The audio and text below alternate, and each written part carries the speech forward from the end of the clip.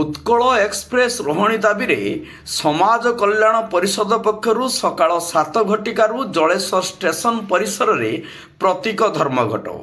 ସୂଚନା ଅନୁସାରେ କୋଭିଡ ପରଠାରୁ ଜଳେଶ୍ୱର ଷ୍ଟେସନରୁ ଡାଉନ୍ ଲାଇନ୍ରେ ଉତ୍କଳ ଏକ୍ସପ୍ରେସ୍ ରହଣି ଦାବି କରି ସମାଜ କଲ୍ୟାଣ ପରିଷଦ ପକ୍ଷରୁ ସକାଳ 6ଟା ସମୟରେ ବଡ଼ବଜାର ନିକଟରୁ ବିରାଟ ଶୋଭାଯାତ୍ରାରେ ଆସି ଷ୍ଟେସନ ପରିସରରେ ଆରମ୍ଭ ହୋଇଛି ପ୍ରତୀକ ଧାରଣା।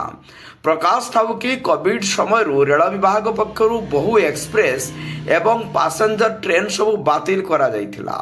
ତେବେ କୋଭିଡ ପରେ ବହୁ ଆନ୍ଦୋଳନ ବିକ୍ଷୋଭ ପରେ ରେଳ ବିଭାଗ ପକ୍ଷରୁ ଗାଡ଼ିଗୁଡ଼ିକ ଚଳାଚଳ କରାଯାଇଥିଲେ ମଧ୍ୟ ଅନେକ ଏକ୍ସପ୍ରେସ୍ର ରହଣିକୁ ବାତିଲ କରାଯାଇଛି।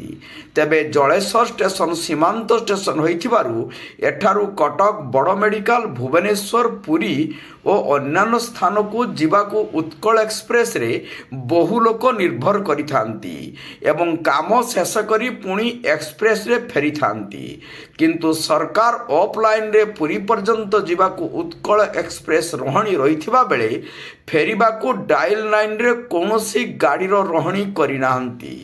ତେଣୁ ବିଭିନ୍ନ ସମୟରେ ଲୋକ ଅନେକ ସମସ୍ୟା ଦେଇ ଗତି କରୁଥିବାରୁ ତୁରନ୍ତ ଡାଉନ୍ ଲାଇନ୍ରେ ଉତ୍କଳ ଏକ୍ସପ୍ରେସ୍ ରହଣି ଦାବି କରି ଜଳେଶ୍ୱର ସମାଜ କଲ୍ୟାଣ ବିକାଶ ପରିଷଦଙ୍କ ସମେତ 25ଟି ସଂଗଠନ ଦ୍ୱାରା ପ୍ରତୀକ ଆନ୍ଦୋଳନ କରାଯାଇଛି।